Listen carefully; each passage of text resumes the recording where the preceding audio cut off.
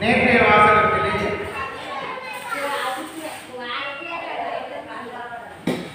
ராவணனை கொண்டு எம்பெருமான் கேள்வி கேட்கிற பொழுது என்னுடைய தம்பியால் தான் நான் இருந்தேனே, உன்னால் என்னை கொல்ல முடியாது போடா என்று வாய்மரமாக பேசிய காரணத்தால் எம்பெருமான் நீ திருந்தவில்லை, நீ அடுத்த பிறவியிலே உன்னை 100 தம்பிமாரோடு பிறவி செய்து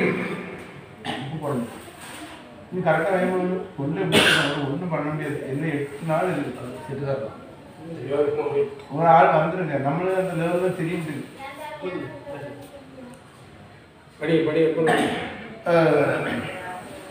நீ அடுத்த பிறவியிலே 100 தம்பிமார்களோடு உன்னை பிறவி செய்து உன்னுடைய உயிர்களை இன்னொருவருக்கு சொல்லிக் கொடுத்து அவனுடைய கையால் உன்னை கொல்லுவேன். அப்பொழுது நீ என்ன சொல்கிறாய் பார்ப்போம் என்று சொல்லி அவனுடைய உரை உயிரை அழித்துவிட்டு கைலையிலே சிவபெருமானிடத்திலே சென்று உரையாடி கொண்டிருக்கிறார். அடுத்த துவாபர யுகம். அந்த துவாபர யுகத்திலே சிவபெருமான் குரோனிகளுடைய 5வது கண்டத்தை எடுத்து 100 பங்கு வைத்து 100 சகோதரர்களுக்கு துரியோதனராக ஆட்சி செய்கிறார். அதுபோல ஜடுவர்களுடைய வானர படைகளிலே உள்ள ஒரு மாபெரும் வீரன் சாம்பவேந்தனை தர்மராகவும் விபீஷணனை பீமனாகவும் லட்சுமணனை அர்ச்சுனனாகவும் பரதனை நகுலனாகவும் சத்திரிக்கனை சகாதேவனாகவும் பஞ்சபாண்டவர்களாக திருதராசனுடைய தம்பி பாண்டவின் பிள்ளைகளாக பிறவி செய்தார்.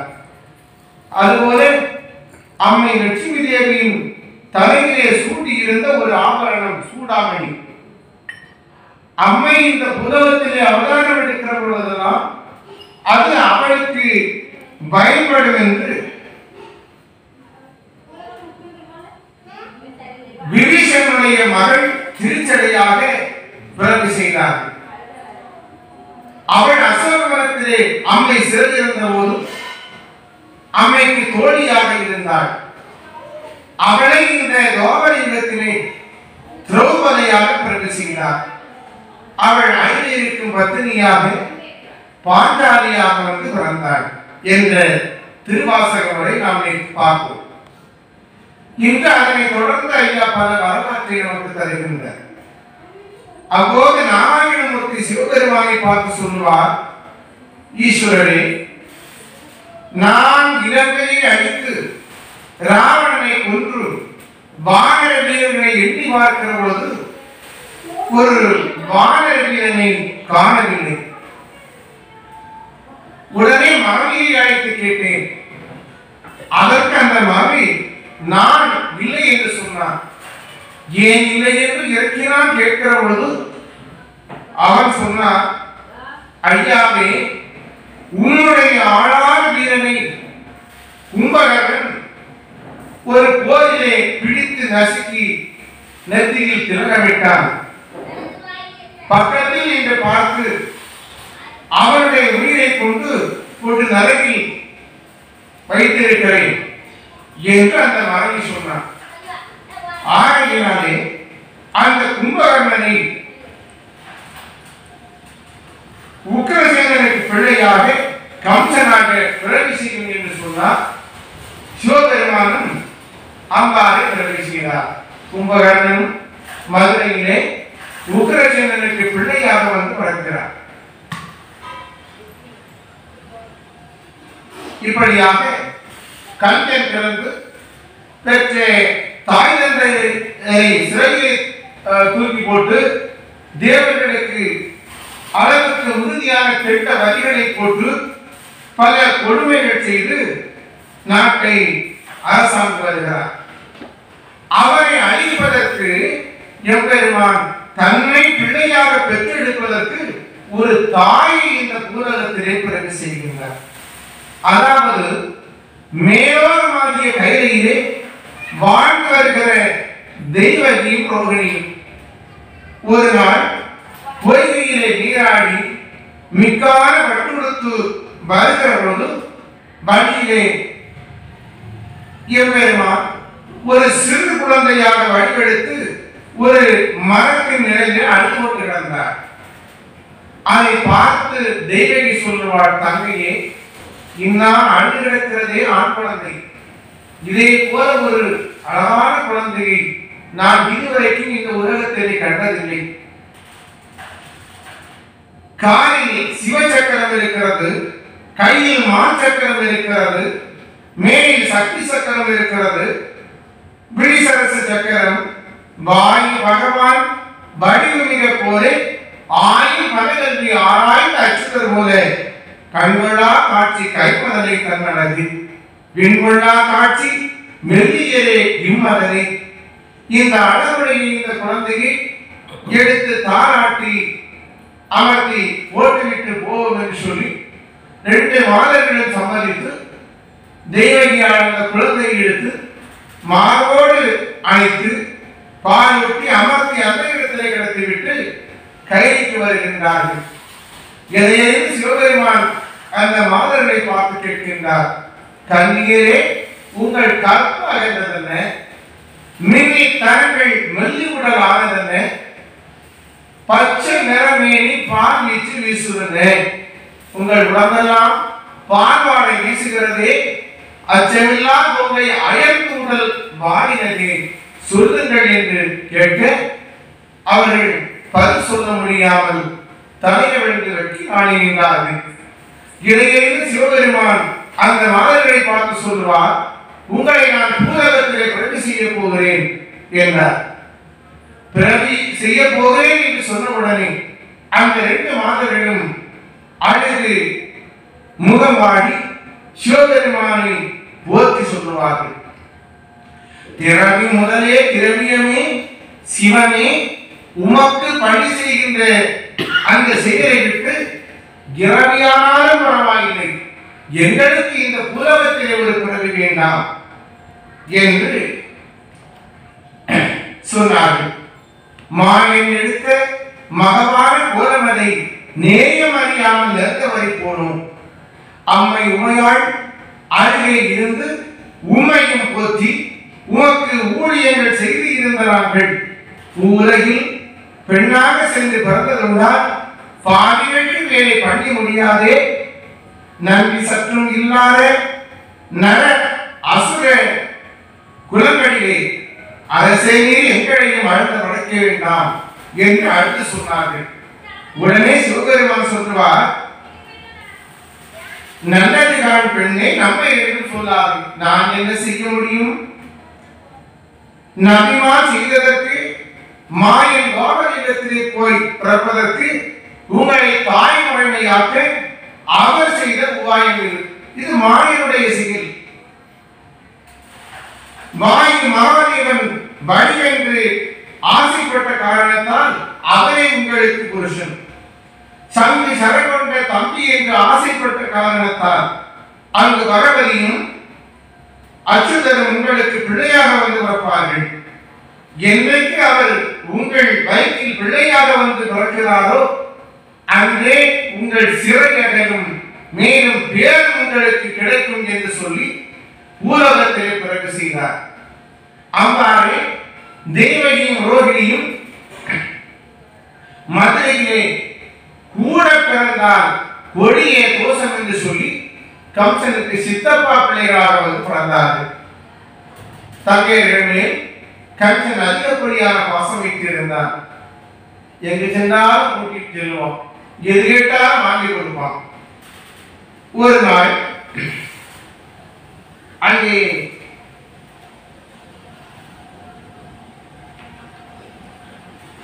காட்டுக்கு வேட்டைக்கு செல்கிற பொழுது தனது தங்கைகளையும் கூடவே அழைத்து செல்கிறார்.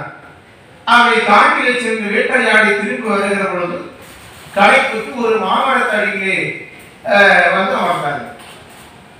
அந்த மாமரத்துல ஒரே ஒரு கனி படுத்துகிறார்கள் மால்கள்.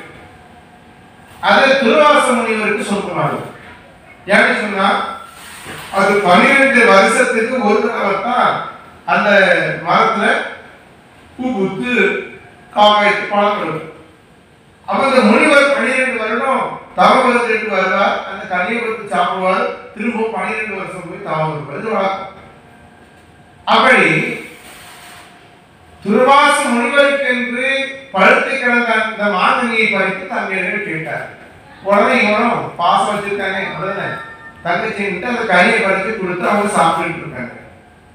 அந்த நேரத்தில் என்ன செய்தார் துர்வாச முனிவர்? தவறு இருந்தவர் 12 வருஷம் தவறு இருந்து அந்த கனியை பறித்து என்ன செய்து பார்த்தார் துர்வாச முனிவர். அடே கம்சா, எனக்கென்று பழுத்திருந்த மாங்கனியை பறித்து உன் தங்கையை எடுத்துக் கொடுத்தாயா? உன் தங்கையின் வயிற்றிலே பிறக்கின்ற 8வது குழந்தையால் நீ மடித்து போவாய் என்று ஒரு பட்டு சாபம் விட்டு சென்று விடுகிறார். கம்சன் இதை பொருட்படுத்தல.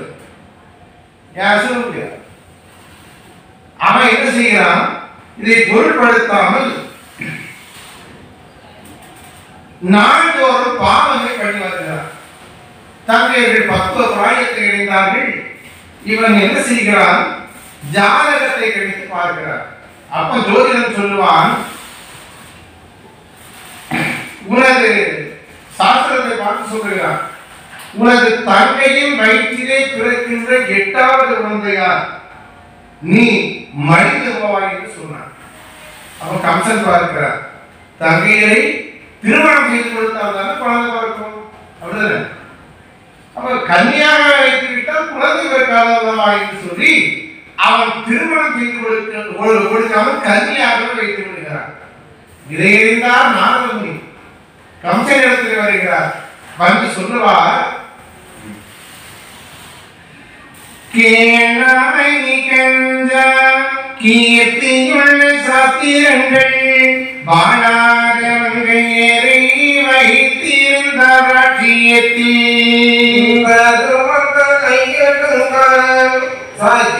சாத்திரத்துக்கேறாது கர்மம் விதிக்கும் மாறியது பெய்யாது. சாத்திரத்துக்கேறாது குடும்பம் தழையாது சூத்திர நோய்கள் சுற்றுமடாக குடும்பம் மாதம் வரம்பு எட்டு மனுநீதி நகழிந்து குணமான குடும்பம் உலகத்துக்கு ஏறாது. கோட்டை அழியும் உலங்கரைகள் தரணியும் நாட்டை முடிக்கும் நல்ல கல்வி காவல் வைத்தாய். சீரை இலத்தகப்பு அறவிலே கண்ணான இலங்கை கரிந்தது உங்கண்டிலையோ அப்படியே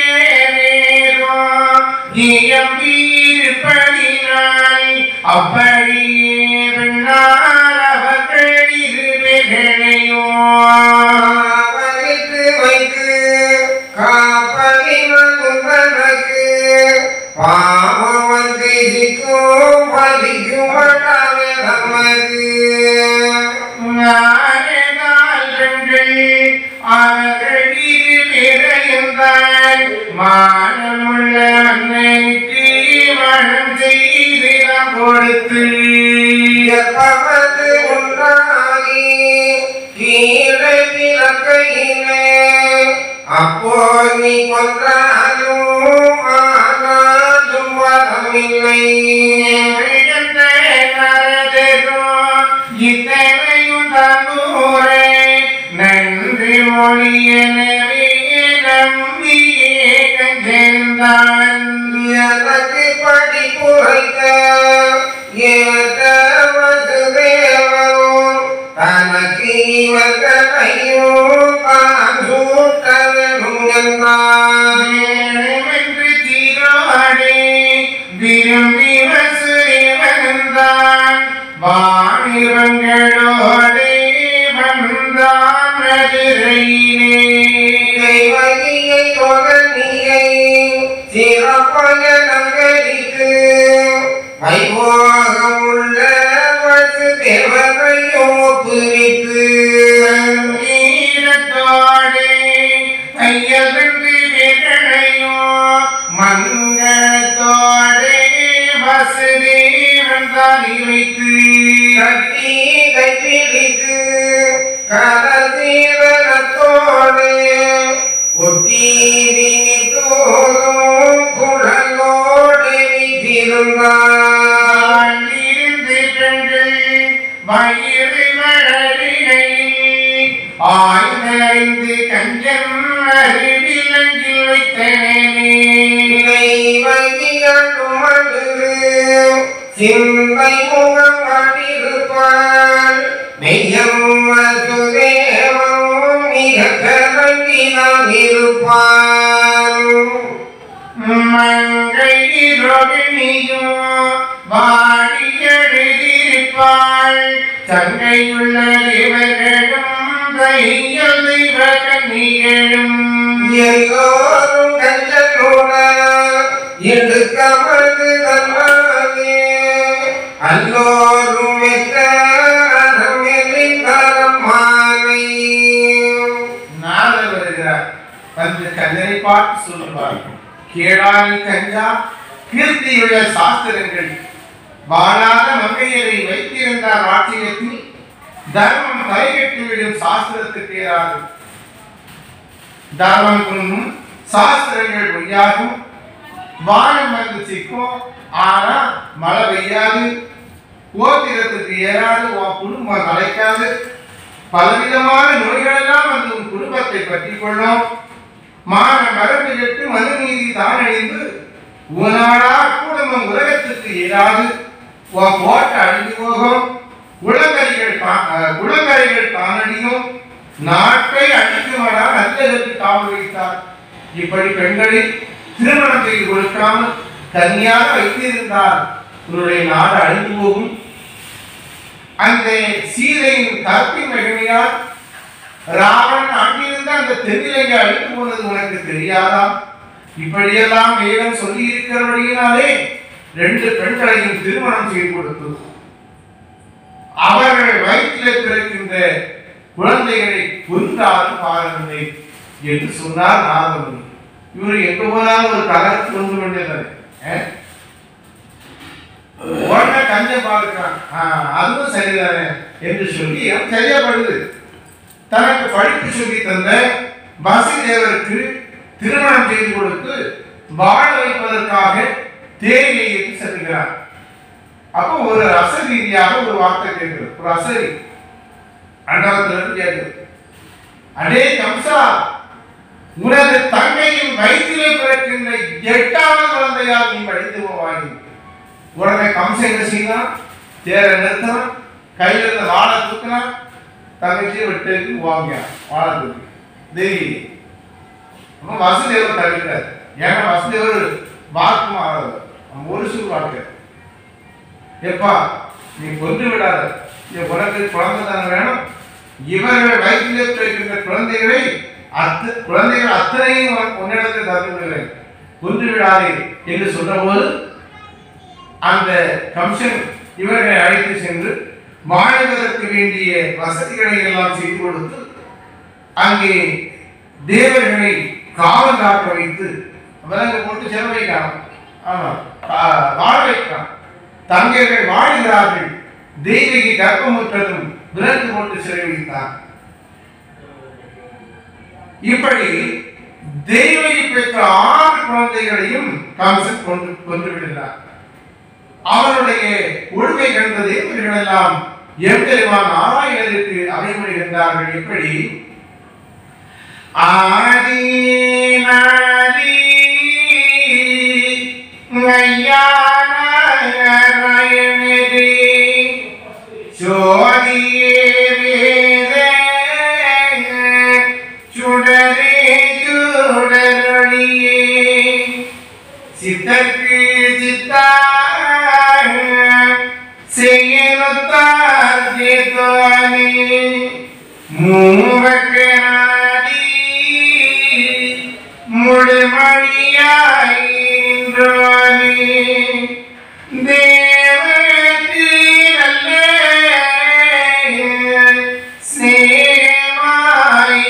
நின்றானே ஆதியே நாதி ஐயா நாராயணரே சோதியே வீட்ட சுடரே சுடரொளியே பக்தர்க்கு நித்தா வர்ணித்தா கேட்டோனே சித்தர்க்கு சித்தா செய்யறத்தா கேட்டோனே மூவர்க்கு அனாதி முழுமணியா இன்றோனே தேவர்க்கு நல்ல சிநேகமாய் இன்றோனே ஆறு பிறப்பிலும் அரிய உன்னை போற்றாமல் தூர்மிக பேசி தொடாத பேர் ஆனாலும் ஏழாம் பிறப்பில் உண்மை எங்களவு தான் நினைத்தார் வாழலாம் என்றவருக்கு வைகுண்டம் ஈந்தோனே பாவ புண்ணியமாய் பாராகி நின்றோனே ஆயனே எங்கள் ஆதி நாராயணரே இந்த கண்டில் செய்கின்ற அந்த வலிமையை மாற்றுமையா இந்த கஞ்சனுக்கு ஊழியங்கள் செய்து செய்து எங்கள் உடம்பெல்லாம் நோக்குதையா என்று தேவர்களெல்லாம் முறையிட்டு வேண்டினார்கள்.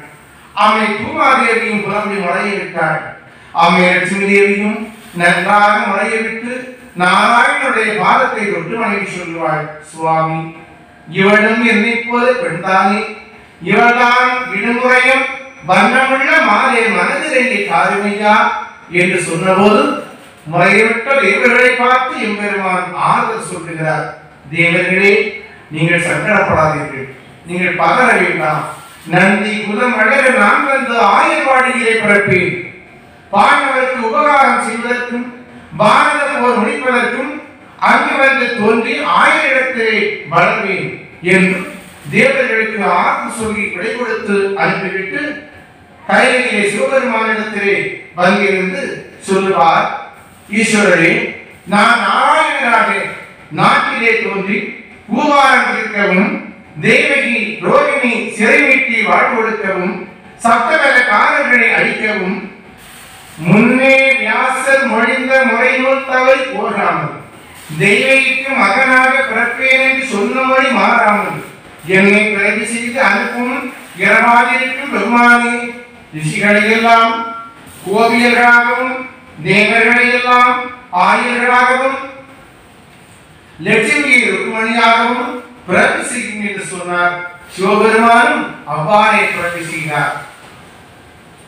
மாயனாகிய பகவான் தன்னுடைய யோக மாயையால் தன்னிலிருந்து பகவதியை தோன்ற வைத்து அவரிடத்திலே தெய்வயால் வயிற்றில் இருக்கும் 7 மாத கருவை நீ ரோகி வயிற்றிலே மாற்றிவிடு, நீ போய் அசோதை வயிற்றிலே கருவாகு, நான் தெய்வயால் வயிற்றிலே பிறக்கிறேன் என்று சொல்லி அனுப்பிவிட்டு ஆவணி மாதம் ரோகிணி நட்சத்திரத்தில் அமரபட்சம் அஷ்டமி திதியில் நள்ளிரவில் பகவான் தெய்வகிக்கு மகனாக பிறந்தார்.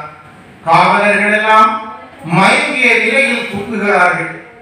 தேவகிக்கும் வசுதேவனுக்கும் ஊட்டியிருந்த விளக்குகள் கலந்து போனது. கனவு கூட்டு தானாக திறந்தது. பகவான் சொன்ன அசரீரி வார்த்தையை கேட்டு வசுதேவர் குழந்தையை ஆயர்வாடிக்கு கொண்டு சென்று அசோதி வீட்டிலே கிடத்திவிட்டு அங்கு பிறந்திருந்த பெண் குழந்தையை எடுத்துக்கொண்டு தெய்வகியிடம் கிடத்தியதும் சிறைக்கதவு தானாக முட்டி கொண்டது. அவர்கள் கையிலும் காலிலும் முன்பு போல் விலங்குகள் தானாக கொட்டிக் கொண்டது. குழந்தை கீழென்று அழுதது. மயங்கி கிடந்த காவலர்கள் விழித்து தேவகிக்கு பெண் குழந்தை பிறந்து விட்டது என்று கம்சனிடத்திலே போய் சொன்னார்கள். உடனே கம்சன் வேகமாக வந்து அந்த குழந்தையை கொண்டுவிட வேண்டும் என்று தலையிலே படுத்து கிடந்த அந்த குழந்தையை தூக்குகிறான். அவனால் தூக்க முடியவில்லை. அந்த குழந்தை தனது பிஞ்சு கால்களால் அவனுடைய மார்பிலை எட்டி பிடித்து அந்தரத்திலே நின்று கொண்டு சொல்லுகிறது, அடே கம்சா, என்னையா கொல்லுவதற்கு வந்தாய்? கெடுவாய். உன்னை கொல்லுவதற்கு என்னுடைய அண்ணன் நாராயணர் ஆயர்வாடியில் வளர்த்து வருகிறார். வேணுமென்றால் அங்கே போய் பாருடாய் என்று சொல்லிவிட்டு அந்த குழந்தை வளர்த்து விடுகிறது. ஆயர்வாடிக்கு போய் பாருடா என்று சொன்ன உடனே கம்சனுடைய மனம் பதறுகிறது. காரணம், அவனால் ஆயர்பாடி எதிர்க்குள் செல்ல முடியாது. ஏன்னா சிவசிவத்துக்கு செத்துவோம் பயம். யாருன்னா முன்னால் ஒரு முனிவர் கிட்ட சாபம். முன்னால் ஒரு சமயம் இந்த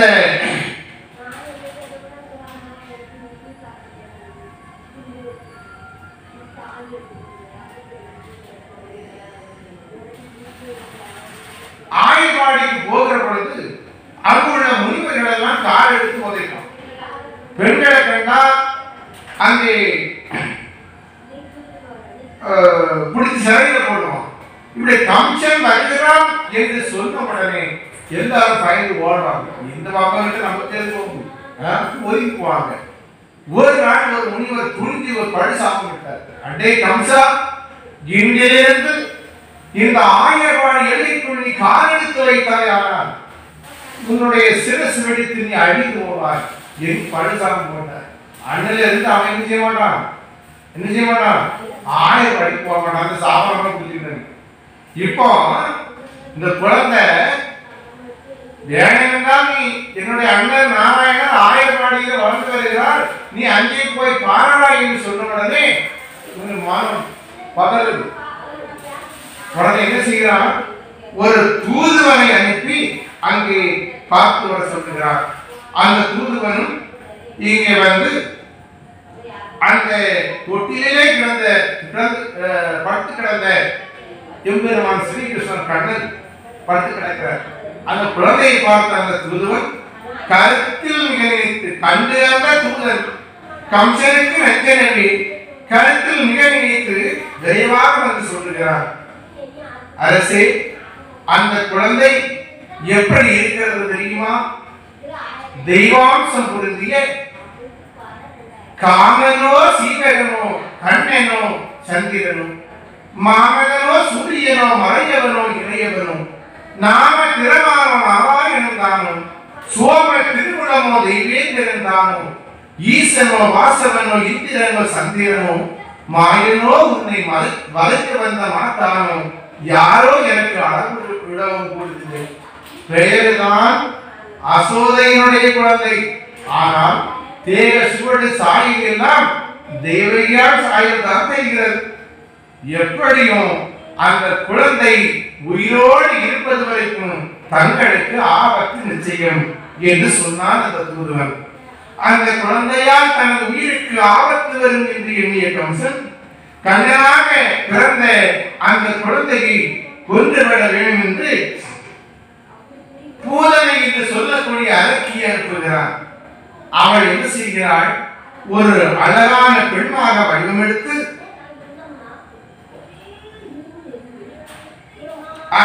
ஒரு தரத்திலே நல்ல பாலும் ஒரு தரத்திலே நந்தி பாலும் வைத்துக் கொண்டு கற்கள் வேளையிலே அசோதை வீட்டு முன்பாக வந்து நிற்கிறார். அந்த நேரமாக அசோதை தண்ணீர் எடுப்பதற்காக வெளியே செல்கிறார். இந்த அரக்கி அந்த அரண்மனைக்குள்ளே வந்து அந்த குழந்தையை எடுத்து மடி மீது வைத்து பால் கொடுக்கிறார். எம்பெருமான் கண்ணன் என்ன செய்கிறார், நல்ல தரத்திலே வாயை வைத்து நன்றி தரத்திலே கையை வைத்து பால் குடிப்பது போல அவருடைய உயிரையே உறைந்து விடுகிறார். பூதனை ஆண்ட செய்தியை கேட்ட கம்சன் அடுத்தபடியாக என்ன செய்கிறான், சகடாசுரன் என்று சொல்லக்கூடிய அரக்கனை அனுப்புகிறார். அப்ப சகடாசுரன்னா வண்டி என்னண்டி ஜகராண்டி, இவன் வண்டி வடிவம் தாங்கி வருகிறான். தலையிலே படுத்து கிடந்த எம்பெருமான் கண்ணன் கால் எடுத்து உதைத்தால் வண்டி சக்கரம் முறிந்து சகடாசுரன் மாட்டான்.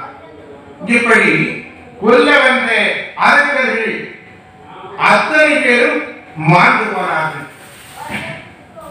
இப்படியாக ஆயர்குடியில் எம்பெருமான் வளர்ந்து விளையாடி பல நீதிகள் புரிந்து பால் வெண்ணெய் திருடி உண்டு பல நீதிகள் புரிந்து கன்று பசு மேய்த்து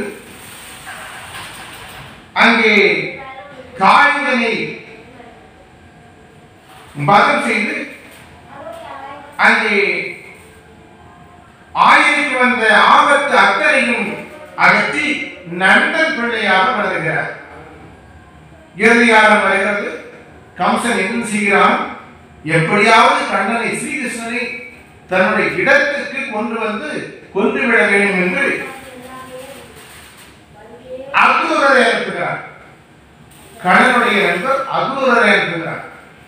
அக்ரூரரும் என்ன சொல்லி அனுப்புகிறார்?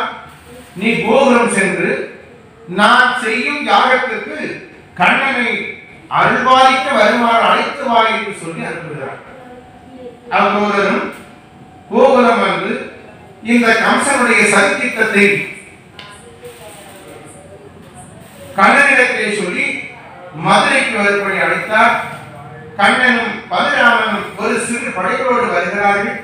வருகிற வழியை வைத்து கொன்றுவிட வேண்டும் என்று சொல்லி பலவிதமான படைகளை எல்லாம் மறைமுகமாக வைத்திருந்தான். எதிர்த்து வந்த அத்தனை படைகளையும்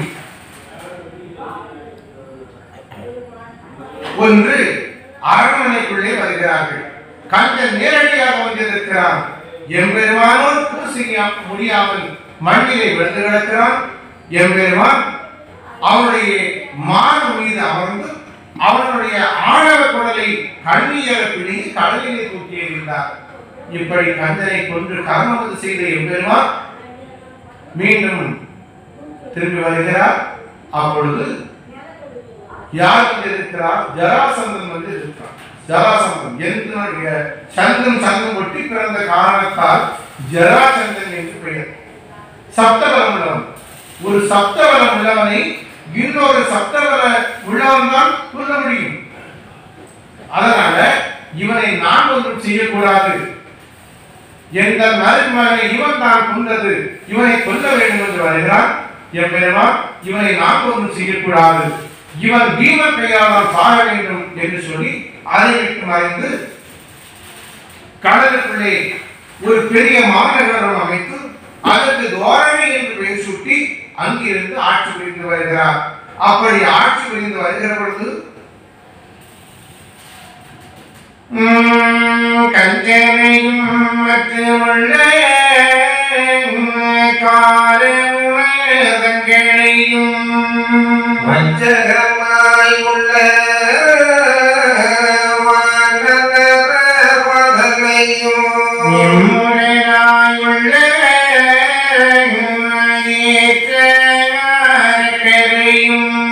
அம்முகனாய் உள்ளவரை அதியோகர்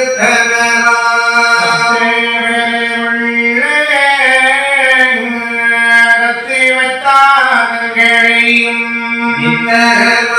கொல்ல மேல் நினைத்தார் மாலை வலிமை கட்டழித்து தேவருக்கு அஞ்சல் அருளி ஆழிக்குள்ளி திருந்தாரிக்குள் கோட்டை மறைந்து மணி மேடை வைத்து வீர குருநாதனோ வீட்டிருந்தார் மாலை மாயுந்துரையம் பதிவாழ்ந்து நான் இருக்கேன். மாயனுக்கு வந்த நல்ல ஒரு பிணியை அறியாமல் மேலும் ஒரு ரசனுக்கு திருமாங்கலியோ சேர்க்க தோணிகளா அறியோராடி பணிந்து இப்போது உங்களுக்கு இசைந்த ஒரு பிணியை பண்ணே பழையடித்தான். நான் இதையும் கேட்டு நாடி ஊரைக்கு நின்றான். அம்முனிவன் சொல்ல அறியோ மீக கேட்டு இம்முனிந்து போக இசைந்தார் காணும் மாலை மோகே திருமால் கோடி பொன்னதிக்கு ஏகத்தால் உண்டு பண்ணி விரைவாய் காடு நடந்தார் மாறிதன்னை வைகுணனாள் கண்ணியுடைய அடுத்திலே இட்டு காம கண்ணிட்டிடவே மாயனிக்கு மோடம் மாறிக்கு மோடம் ஏயமது மோகம் சென்றது காணம் மாலை கேட்டு முகூர்த்தமிட்ட பிகழையும் அந்நாளே கொன்று அவன் வளையும் நகருக்கு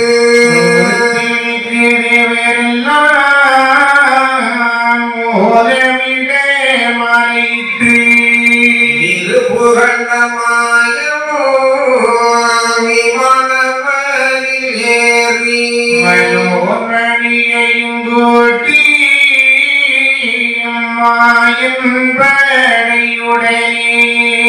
இன்னொகர மகானோ விரைவாய் நடந்து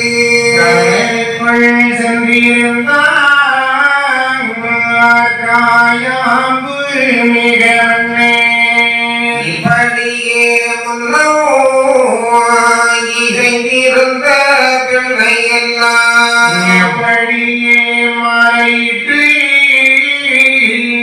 அமர்ந்திருந்தார் மாறி இப்படியாக எம்பெருமான் கங்கனையும் மற்றுமுள்ள காலமுள்ள தங்களையும் ஒன்று கண்ணன் துவாரகை என்று சொல்லப்படுகின்ற துவாரகமதியில் இருந்து அரசாட்சி புரிந்து வருகிறார். அப்பொழுது அம்மை லட்சுமி தேவியும் ருக்மணியாக பிறந்து சிறு வயது முதலே கண்ணனியை நினைத்து தவம் இருந்தார். அவளை பெற்ற தாயும் தந்தையும் திருமணத்திற்கு சம்மதித்து இருந்தார்கள். ஆனால் கண்ணனிடம் விரோதம் கொண்டிருந்த ருக்மணியின் மூத்த சகோதரன் ருக்மி சேது தேசத்து மன்னன் சிசுபாலனுக்கு திருமணம் செய்து கொடுப்பதற்கு ஏற்பாடுகள் செய்து வந்தான். இதையேந்த ருக்மணி ஒரு காதல் கடிதம் எழுதி நாரதரிடம் கொடுத்து அனுப்புகிறார். நாரதர் துவாரகைக்கு வந்து ருக்மணி கொடுத்து அனுப்பிய கடிதத்தை கண்ணனிடத்திலே கொடுத்தார். அந்த கடிதத்தை படித்து பார்த்த கண்ணன், நான் ருக்மணியை மணமுடிப்பேன் என்று நாரதரிடம் சொல்லி அனுப்பினார். மறுநாள் முக்கோடி பொன்னால் செய்த மூவர் திருமாலை ஒன்றை எடுத்துக்கொண்டு கிருடக்கொடி வாகனத்திலே ஏறி வருகிறார். காளிகோவிலுக்கு வந்த ருக்மணி தேரை கண்டதும் ஓடி வந்து பகவானை வணங்குகிறாள். அவளை கண்ணன் தேரிலே ஏற்றிக் கொண்டு செல்கிறார். பலராமன் முன்னே சென்றார். பெரிய பெரிய வீரர்களெல்லாம் வந்து எதிர்த்தார்கள். அத்தனை பேரையும் வென்று ருக்மணியை துவாரகைக்கு அழைத்து வந்து திருமணம் செய்து மேலும் சில பெண்களையும் மணமுடித்து அங்கே துவாரகமதியிலே விற்றிருந்தார். இப்படி இருக்கிற பொழுது கௌரவர்களும் பாண்டவர்களும் அண்ணன் தம்பி பிள்ளைகளாக பிறந்து எல்லோரும் பாராட்டும்படி கிருபாச்சாரியாரிடம் பல வித்தைகளை கற்று தேர்ந்திருந்தார்கள். அப்பொழுது திருதராஷ்டிரன் தன்னுடைய தம்பி பிள்ளைகளாகிய பாண்டவர்களுக்கு பாதி நாடு கொடுத்து தர்மரை அந்த நாட்டுக்கு அரசனாக முடிசூட்டி வைத்தார். பாண்டவர்கள் அந்த நாட்டுக்கு இந்திரபிரஸ்தம் என்று பெயர் சூட்டி அனைவரும் பாராட்டும்படி ஆட்சி செய்து வந்தார்கள். இப்படி பாண்டவர்கள் அந்த நாட்டுக்கு திருநாடி என்றும் ஒரு நாளும் இந்த நாட்டுக்கு ஒவ்வாது என்றும் எல்லோரும் புகழ்ந்தார்கள். அஸ்னாபுரத்தில் வாழ்ந்த வரதேசி யாவரும் இந்த குருநாட்டிலே வந்து கொண்டிருந்தார்கள். பட்சி பறவைகளும் மிருகங்களும் குருநாட்டில் வந்து குடிகொண்டன. அதனால் துரியோதனன் பாண்டவர்கள் மேல் பொறாமை கொண்டு நினைக்கிறான். தலைவீதம் பங்கு அமைக்காமல் பாதி நாடு கொடுத்து விட்டோமே, ஆளுக்கு ஒரு பங்கு வச்சாலும் நமக்கு 100 பங்கு கிடைச்சிடும். அப்படிதானே? அப்படி இல்லாமல் பாதிநாடு கொடுத்து விட்டோமே, நீ எப்படியாவது இவர்களை நாட்டை விட்டு விரட்டிவிட்டு அவருடைய நாட்டை பறித்து விட வேண்டும் என்று திட்டமிடுகிறார். துரியோதன அழிவுக்கு காரணம் மண்ணாசை. ராவண அழிவுக்கு காரணம் எது? பெண்ணாசை. இதெல்லாம் இருந்தா மனுஷன் பாடைய முடியாத ஒரு அழிவுதான். ஆசையானம் ஆசையானம் இல்லையா? ஒரு மனுஷனுக்கு ஒரு ஆளுக்கு ஆசை இல்லாத ஒரு ஆளுக்கு இல்லையா? ஆசை இல்லையா? அளவோடு இருக்கும். பெண் வேணும், வீடு வேணும், அப்படிதானே? சொத்து வஸ்து வேணும், எல்லாம் வேணும். ஒரு 2 வீலர் வேணும், கார் வேணும். என்னைக்கு விட்டு ஆசை? இந்த ஆசைகள் அதிகப்படப்பட நமக்கு கேடு வருது. இங்க அழிஞ்சு போன இதெல்லாம் நம்மளுக்கு ஒரு உதாரணம். இப்படி எப்படிலாம் நடந்திருக்கு, இப்படி எல்லாம் ஆசைப்பட்டு அழிஞ்சு போயிருக்காங்க. இங்கிறது தான் வரலாறு. நம்ம அப்படிலாம் இருக்கக்கூடாது அப்படின்றது வரலாறு. அப்போ இவனுக்கு ஆசை, மண்ணாசை. எப்படியாவது பாண்டவர்களை நாட்டை விட்டு விரட்டிட்டு நாம அபகரிக்கணும். இப்பமா அது நடந்துருக்கு, உலகத்துல அது நடந்துருக்கு. அப்பதான் சகி வருகிறார், மாமா சகி வருகிறார். மருமகனே நீ என் கவலைப்படுகிறாய், நான் சொல்லுவது கேடு, நான் பார்த்துக்கிறேன். ஏன் சகனிக்கு துரியோதனு சொல்லணும், சகனிக்கு துரியோதனு சொல்லணும், கூடவே சொல்லணும். அதான் சகி. நல்ல மாதிரி இருந்து அழகா பேசி துரியோதனுக்கு பாண்டவர்களுக்கு நானும் பிடிக்கணும், இவனுக்கு இவனை கொள்ளணும். எப்படி வருது? அப்போ அதான் மருமகனே நீ ஏன் கவலைப்படுகிற? ஏன் சொல்லணும்? துரியோதனனுக்கு 3 சகோதரர்கள் மாதிரி சபரியும் எதிராரு 100 பேர். அதுல கடை குட்டி தான் யாரு? கடைசி யாரு? சகரி. அதான் ரெட்டையில நம்மளாலும் கட்டையில குட்டையில நம்ம. அப்போ 100 பேர் துரியோதன மாதிரி இவன் சகரிக்கும் 100 பேர். அது கடைசி சகரி. அப்ப துரியோதன எத்தனை மாவன், எத்தனை தாய்மாவன்? 100 பேர். அப்போ ஏதோ ஒரு காரணத்தினால எங்க துரியோதன வீட்டுல அருமனைக்கு வந்துருந்தாங்க. எல்லாரும் 100 பேர். வீடெல்லாம் கதை கரண்டி இருக்கும். எப்ப பார்த்தா ஒரு மாமன் வரும், ஒரு மாமன் வரும், ஒரு மாமன் வரும், ஒரு மாமன் வரும். என் துரியோதனனுக்கு அதை அழைத்து எடுத்துட்டு வருவான். வந்து மெதுவா உட்காரன்னு சொன்னா அதே மாமன் காரணம். ஏன்னா அந்த காலத்துல மாமான்னா அவ்வளவு மரியாதை கொடுப்பாங்க. வணக்கம் பண்ணு அப்படி ஒரு மரியாதை கொடுப்பாங்க. மாமான்னா எழுத்து வணக்கம் பண்ணணும். அப்ப துரியோதன மாமா தானே அப்படின்னு சொல்லிட்டு எழுதி வணக்கம் பண்ணுவான். இவன் எவனுக்கு வணக்கம் போட்டான்? துரியோதனன் எவனுக்கு அடிக்க முடிய மாட்டான். அப்படிப்பட்டவன் அவன் ஒரு அரசன் தானே. அப்படிப்பட்ட மாமா மாமா வணக்கம். சரி வணக்கம் போட்டு உட்காரான்னு இருக்கும். உட்காரா அடுத்த வந்துருவான். மாமா வணக்கம். இவன் போவா இன்னொரு வருவான். மாமா வணக்கம். கடுப்பாயிடுச்சு. நம்ம யாரையும் தலைவனையும் அறியாத நாம இப்படி எடுத்து இப்படி நம்ம கும்பிடு போடணுமா இருக்கும் அப்படின்னு சொல்லி இவருக்கு ஒரு எண்ணம் வருது.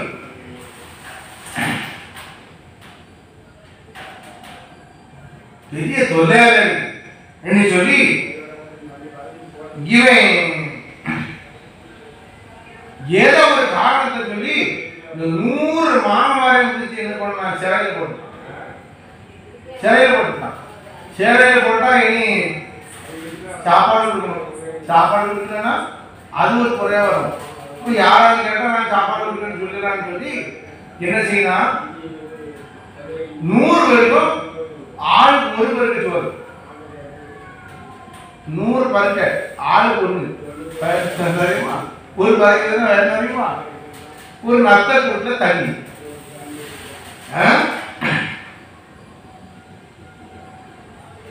இப்படி கொடுத்தான். இது எங்க உயிர் திரு உயிர் வாழ முடியும்? அப்ப இவரை பார்த்தா வரும். துரியோதனை நம்ம திட்டம் போட்டுதான் இப்படி தின்னு நம்ம இப்படி சாப்பிட்டு நம்ம எத்தனை நாளைக்கு உயிர் வாழ முடியும்? அதனால நம்மளை பொண்ணு இப்படி திட்டம் போட நம்ம கொடுக்கணும். நம்ம என்ன செய்யணும்? கொல்லணும். அதனால யாராலும் ஒரு ஆள் பிழைக்கணும். மற்ற நம்ம செத்தனவராக ஒருத்தர். இதுக்கு சாமாத்தியசாரி திறமையானவன் யாருன்னு கேட்டா நம்ம இளைய தம்பி சாமி. தம்பி நீதான் இதுக்கு சரியான ஆளு. அதனால நீ மட்டும் சாப்பிட்டு போடுறதுக்கு 100 ஒவ்வொருவருக்கும் சாவதை விட அத்தனையும் சேர்த்து நீ சாப்பிடு. நாங்க செத்தனம் வராது அவனை சொல்லணும் அப்படின்ன உடனே எல்லாரும் அந்த 100 பறக்கை தண்ணி கொடுத்தாங்க அவனுக்கு பழத்தான் எல்லாரும் செத்து போனான். அதுதான்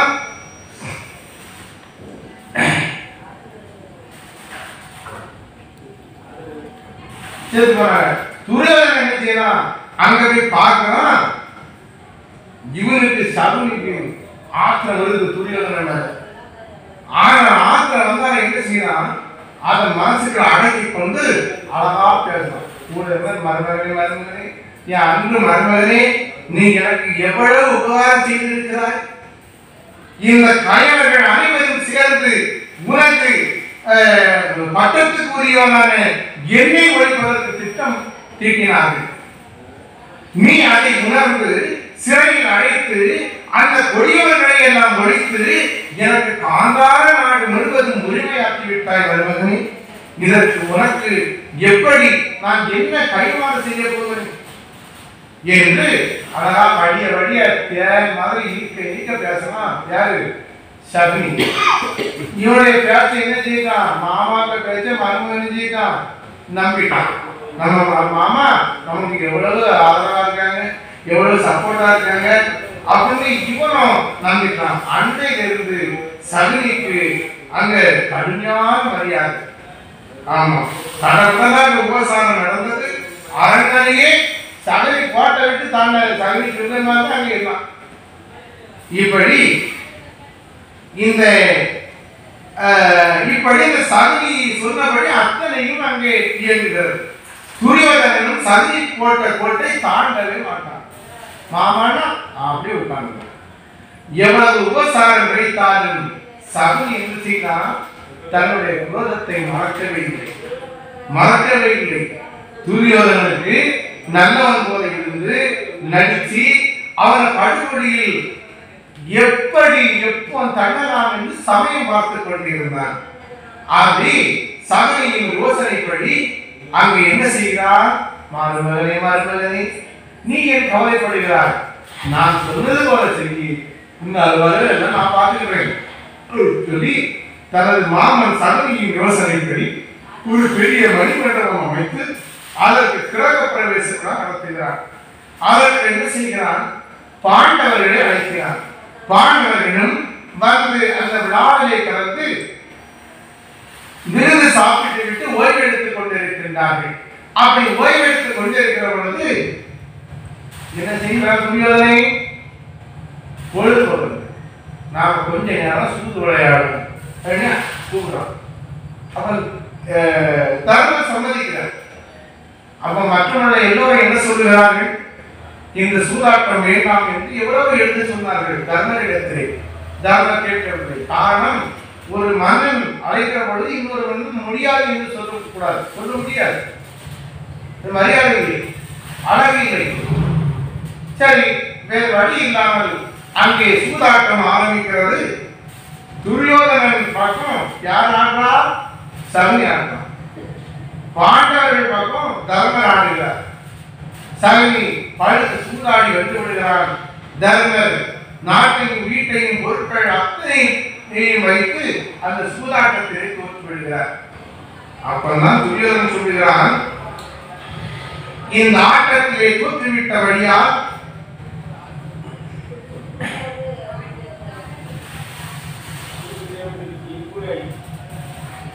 தோற்றுவிடுகிறார். உடனே துரியோதனன் தம்பி துச்சாதனனை அழைத்து பாஞ்சாலை இழுத்து வந்து என் முன்னால் நிறுத்தி என்று சொன்னான். பாவி துச்சாதனன் பெண் என்று பாராமல் பாஞ்சாலியின் கூந்தலை பிடித்து இழுத்து வந்து சபையின் முன் நிறுத்துகிறார். கர்ணன் ஏளனமாக சிரித்து அவருடைய ஆடையை பறித்து துரியோதனன் காலடியில் போடுங்கள் என்று சொன்னான். பாஞ்சாலி கண்ணனை சர்வகோஷமிட்டு அழிக்க துச்சாதனன் பெண் என்றும் பாராமல் ஆடையை பற்றி இழுக்க புதிதாக ஆடை உண்டாகி மறைபோய் புரிந்தது. துச்சாதனன் சோர்வுற்று மண்டியை சாய்ந்தார். திரௌபதி கௌரவ இனமை பூண்டற்றுக் கொள்ள வேண்டும் என்று சபதம் செய்தார். துச்சாதனன் உடம்பில் இருந்து பெறும் ரத்தத்தையும் தனது தொடையில் உட்கார சொன்ன துரியோதனன் தொடையில் இருந்து பெறும் ரத்தத்தையும் கலந்து என்னுடைய கூந்தலை தடவி கூந்தலை முடிப்பேனே என்று அதற்கு முன்னால் முடிய மாட்டேன் என்று சபதம் செய்தார். பீமன் அப்பொழுது துரியோதனன் தொடையை முறைப்பேன், துச்சாதனன் மாவை பிளந்து அதிலிருந்து வரும் ரத்தத்தை குடிப்பேன் என்று சபதம் செய்தார். அப்பொழுது அர்ஜுனனும் இத்தனை அனர்த்தங்களுக்கும் காரணமாக இருந்தவர்களையும் கர்ணனையும் கொல்லுவேன் என்று சூளுரைத்தான். இதை பார்த்து கொண்டிருந்த திருதராஷ்டிரன் பயந்து போல் பாண்டவர்களை அழைத்து நடந்தவற்றையெல்லாம் மறந்து உங்கள் நாட்டுக்கு சென்று ஆளுங்கள் என்று சொன்னார். ஆனால் துரியோதனனோ 12 ஆண்டு வனவாசமும் ஒரு வருட அஞ்ஞாதவாசமும் நிறைவு செய்துவிட்டு வந்து இழந்து போன அத்தனையும் பெற்றுக் கொள்ளட்டும் என்று சொன்னார். எல்லோரும் சொல்கிறார்கள், என் துரியோதனா, நீ செய்வது சரியில்லை, பொழுதுபோக்குக்காகத்தானே விளையாடினீர்கள், அதற்கு நீ இப்படியா செய்வது என்று எல்லோரும் சொன்னார்கள். ஆனால் துரியோதனன் கேட்கவில்லை. வேறு வழி இல்லாமல் பாண்டவர்கள் 5 பேரும் பத்தினி திரௌபதியோடு காட்டுக்கு வருகிறார்கள். காட்டிலே வந்து மாட்டத்தோடு அமர்ந்திருக்கிறார்கள். இதை இந்த வேதவியாசர் எவ்வளவு கண்ணனிடத்தில் வந்து சொல்லுகிறார், மாயவரே, துரியோதனன் பாண்டவர்களை நாட்டுக்கு விரட்டிவிட்டு அவருடைய நாடு முழுவதும் அபகரித்து விட்டார் என்று சொன்னபோது பாண்டவர்களை பார்ப்பதற்காக எம்பெருமான் கண்ணன் காட்டுக்கு வருகிறார். கண்ணன் வருவதை பார்த்த அந்த பாண்டவர்கள் 5 பேரும் ஓடி வருகிறார்கள். வந்து கண்ணனுடைய பாதத்தை மீண்டு வணங்குகிறார்கள். அப்பொழுது பாண்டவர்களை மார்போடு அரவணைத்து வணங்கி சொல்லுவார்கள், வணங்குகிறார்கள். அப்ப கண்ணன் மார்போடு அரவணைத்து சொல்லுவார், பதராளி பாண்டவரே, பக்தியுள்ள பஞ்சவரே, கதராதே அல்லறையும் காத்தருளோம் என்று வைத்தார்.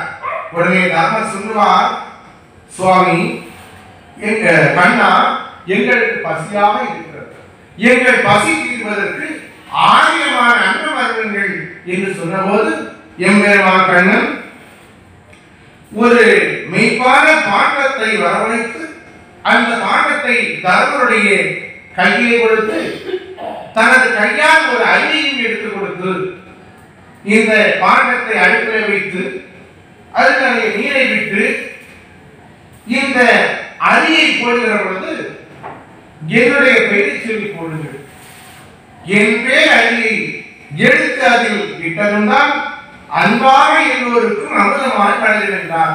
என் பெயரை சொல்லி போடுங்க. அப்படி போட்டு அன்னம் சமைத்தால் 5000 கோடி ஆற்றல் மிக வந்தாலும் அழக குறையாத அன்னமாக அமுதளிக்கும். ஆனால் இது ஒரு நாளைக்கு ஒரு தடவைத்தான் வளரும் என்று சொல்லி அங்கே தர்மருடைய கையில் கொடுத்தார். அதை அவர்கள் வாங்கி அன்னம் சமைத்து சாப்பிட்டு மகிழ்ந்திருந்தார்கள். இப்படி சொல்லி கொடுத்துவிட்டு எம்பெருமான் கண்ணன் துவாரகம்பதிக்கு திரும்புகிறார். வேதவியாசரும், பாண்டவர்களே, நீங்கள் பதற வேண்டாம், நீங்கள் எப்பொழுதும் கண்ணனையை நினைத்திருங்கள், அவர் உங்களை பார்த்து ரட்சிப்பார் என்று சொல்லிவிட்டு அவரும் திரும்புகின்றார். இப்படியாக காட்டிலே வைத்து பாண்டவர்களை கொண்டுவிட வேண்டும் என்று துரியோதனன் பலவிதமான சூழ்ச்சிகள் செய்கிறார். அத்தனை சோதனையிலும் அத்தனை சூழ்ச்சியிலும் எம்பெருமான் கண்ணன் பாண்டவர்களை காத்து ரட்சித்தார். இப்படி 12 ஆண்டு காலம் வனவாசம், ஒரு வருட அஞ்ஞானவாசம் நிறைவேறுகிறது. எம்பெருமான் கண்ணன் பாண்டவர்களுக்காக துரியோதனத்திலே தூது வருகிறார். ஏன் துரியோதனா, நீ சொன்னபடி 12 ஆண்டு வனவாசமும் ஒரு வருட அஞ்ஞானவாசம் நிறைவேற்றி விட்டது. இனியாவது அவனுடைய நாட்டை அவனுடைய கையில் கொடுத்து அவ்வளவுதான். இவன் கொடுப்பானா? இவன் சொல்றான் முடியாது, கொடுக்க முடியாது. சரிப்பா, நீ நாடு கொடுக்கண்டா, 5 வீடா, 5 பேருக்கு 5 வீடாவது கொடு, அதுவும் முடியாது. சரி, நீ வீடு கொடுக்கண்டா, 5 பேருக்கு 5 ஊராவது கொடு, முடியவே முடியாது. இடங்கள் தீய மாட்டேன் என்று சொன்னதோடு மட்டுமல்லாமல் எம்பெருமான் கண்ணனை வா போ என்று மரியாதை இல்லாமல் பேசிவிடுகிறான். எம்பெருமானுக்கு கோபம் வருகிறது. எம்பெருமான் என்ன செய்கிறார்? கர்ணன் வதத்தையும் வீரன் வதத்தையும் பீஷ்மர் வதத்தையும் துரோணர் வதத்தையும் துரியோதனன் வதத்தையும் அளித்து வந்த விசையனுக்கு வாழ்வர் கொடுத்தார், பீமனுக்கு விசை கண்ணாயுதம் கொடுத்தார், சகாதேவனுக்கு சக்தி சுகம் கொடுத்து, நகுலனுக்கு ஆயுதம் நல்ல பரியம் கொடுத்து, தர்மனுக்கு பொருளை கொடுத்து, திரௌபதிக்கு கனல் கொடுத்து பாரத போரை ஆரம்பித்து வைக்கின்றார். போர் ஆரம்பிக்கின்றது. அங்கே கௌரவர்கள் பக்கம் 11 அக்ரோணி படைகளும் பாண்டவர்கள் பக்கம் 7 அக்ரோணி படைகளும் போருக்கு எழுந்தன. துரியோதனன் கண்ணனிடம் உதவி கேட்டு வருகிறார், அர்ஜுனன் உதவி கேட்டு வருகிறான். உடனே கண்ணன் சொல்வார், இந்த துவாரகையில் எனக்கு நிகரான பல வீரர்கள் உண்டு. நான் உங்களுக்கு சொந்தக்காரன், உறவினர் ஆனதால் நான் ஆயுதம் எடுத்து போர் செய்ய மாட்டேன். ஒருபுறம் என்னுடைய படைகள், ஒருபுறம் நான். இதிலே உங்களுக்கு எது வேண்டுமோ அதை கேட்டு பெற்றுக் கொள்ளுங்கள் என்று சொன்னார். உடனே அர்ஜுனன் கண்ணனை பார்த்து, கண்ணா, என்னுடைய அருகில் நீர் மட்டும் இருந்தால் போதும் என்று கேட்டுக்கொண்டார். துரியோதனன் அர்ஜுனன் ஏமாந்து விட்டான் என்ற மகிழ்ச்சியோடு கண்ணனுடைய படைகளையே உதவியாக பெற்றுக் கொண்டான். போருக்கு நாள் பிடிக்கப்பட்டது. 56 தேசத்து மன்னர்களும் போரிலே கலந்து கொள்கிறார்கள். பலராமன் விதுரரும் போரிலே கலந்து கொள்ளவில்லை. 13வது நாள் போரிலே பத்ம யுகத்தை உடைத்து உள்ளே சென்ற அர்ஜுனனுடைய மகன் அபிமன்யுவை துரோணர், கர்ணன், கிருபர், கிருதவர்மன், அசுவத்தாமன் இவர்களெல்லாம் சேர்ந்து நிராயுத பாணியாக இந்த பாண்டவனை கொன்றுவிட்டார்கள். அபிமன்யுவின் வதத்துக்கு பிறகு பாண்டவர்களுக்கு சத்தியமே வெற்றியை தேடி தந்தது. 18வது நாள் போரிலே துரியோதனனுடைய அத்தனை வீரர்களும் மாட்டார்கள். துரியோதனன் மட்டும் இருக்கிறான். அவன் நினைக்கிறான், எல்லாரும் இறந்திடம் எண்ணமில்லை என்கிறலாம். ஆனால் எல்லோரும் வெல்ல முடியாத கர்ணன் ஆண்டு விட்டானே, இனி நாம் ஏன் உயிரோடு இருக்க வேண்டும்? கர்ணனை கொன்ற அர்ஜுனனை கொல்ல வேண்டும் என்று பாடிக்கு எழுந்தருள் வருகிறான். கர்ணன் அர்ஜுனனை அழைத்து, அர்ஜுனா, நீ இதனால் வரைக்கும் என்ன போர் செய்தால்? அழகத்தோடியும் துரியோதனன் உண்மை படையெடுத்து வருகிறான், நீ சற்று வருகிறேன் என்று சொல்லிவிட்டு பீமனை அழைத்து பீமனுக்கு போர்க்கோலம் விட்டு அங்கே போர் காண்கிறார். அங்கே பீமனுக்கும் அர்ஜுனனுக்கும் போர் நடக்கிறது. அந்த போரினுடைய வலிமை எப்படி இருந்தது என்பதை இந்த வாசகத்தில் தருகிறார்.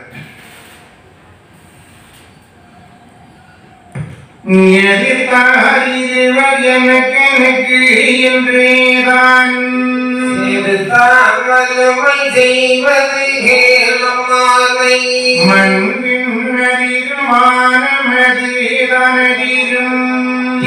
திங்கன பூமி தொந்தோம் என குலுங்கும் மலைகள் அசைந்து மடமடனே ஒசைடும் கலைகள் கலிகள் கதறி மீக ஓடும் அலைகள் சிறவை அங்கிருந்தும் ஓடிடவே இலைகள் உதிர்ந்து இடிந்து விழும் அமரங்கள் உலகம்பி சூரியனை தோன்றாமலை மறைக்கே வேலெழும்பி காற்றில் விழும்பலறி ஓடிடவே முனிவர் திசைத்தான் அழிந்து இரட்டழிந்து இகை மாலிரி ஓடினரே சிவன் மெருங்குயிரம் பெறரே நாதவாதும் அமரயோகம் யோகன் போரும் சுத்த பீமன் போரும் எரியோடு எரிதம் எரித்து போருதான் போர் வெற்றி ஒன்று விலகி போறோம் சாயாவில் மண்ணும் இன்னும் மதிர மண்டியோ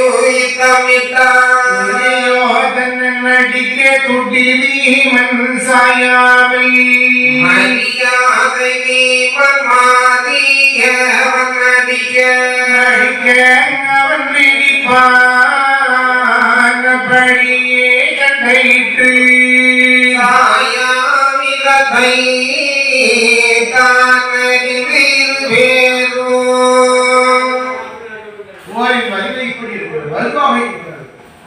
தலையில் உள்ள அந்த தூசுகள் எல்லாம் மேலே மேகமண்டலத்தை மறைக்கிறது. தின் தின் என பூமி அதிர்கிறது. அங்கே முனிவர்கள் எல்லாம் பயந்து ஓடுகிறார்கள். அந்த அளவிலே வலிமையாக இருக்கிறது போர். வெற்றி தோல்வி இல்லாமல் சண்டையிடுகிறார்கள். அப்பொழுதுதான் துரியோதனன் போரை நிறுத்தி சொல்கிறான், தம்பி பீமா, இவ்வளவு நேரமும் போர் செய்தோம், வெற்றி தோல்வி இல்லை. போர் என்று சொன்னால் அங்கே வெற்றி தோல்வி முக்கியம்.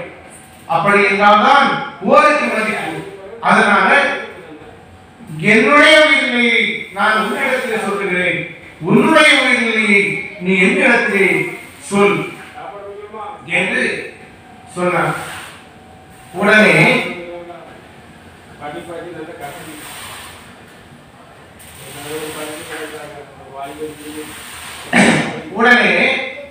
அந்த தீமன் சொல்லுவான், என்னுடைய உயிரிலை என்னுடைய உச்சந்தலையில் இருக்கிறது என்று உண்மை சொன்னான்.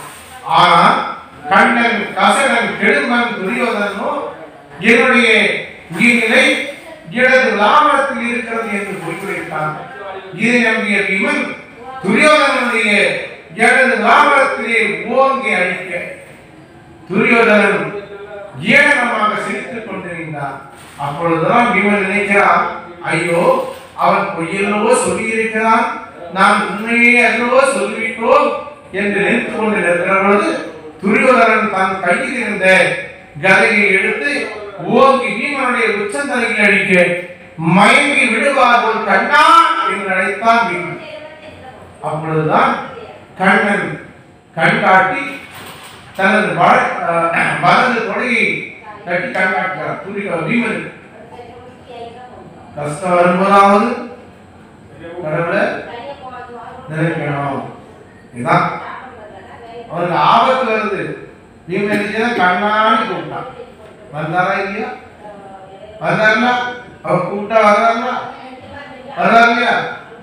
கண்ணா என்று கூப்பிட்ட உடனே கண்ணன் பீமனுக்கு காட்சி கொடுத்து வலது தொடையை கட்டி கண்காட்டினார்.